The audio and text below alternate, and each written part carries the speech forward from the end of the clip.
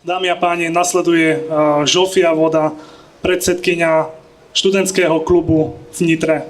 Prosím, privítajte ju s potleskom.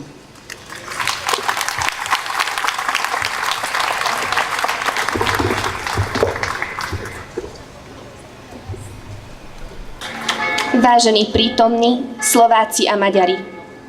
Stojím tu pred vami ako členka študentskej siete a Zväzu maďarských študentov Judik v Nitre. Okrem toho, že tlmočím názor študentov, ujímam sa slova aj ako žena. Prípad Hedvigy v nás zanechal hlbokú stopu. Ale nie len v nás, v maďarských poslucháčoch v Nitre, celá slovenská spoločnosť nosí v sebe tie rany, ktoré dostala jedna bezbranná študentka, jedna bezbranná žena.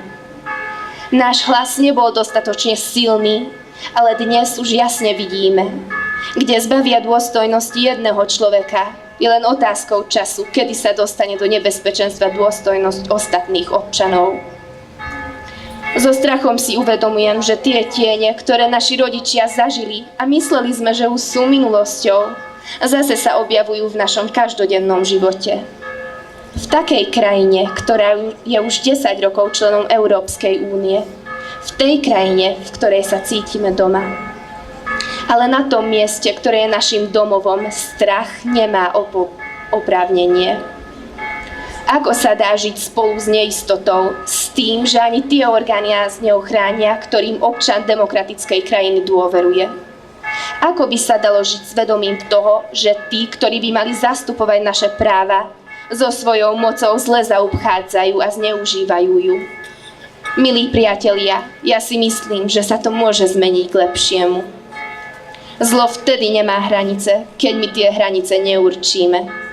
Napätie, ktoré dodnes cítime v Nitre a ktoré roznecujú intolerantní ľudia, nemôžeme odzbrojiť agresiou a mlčaním.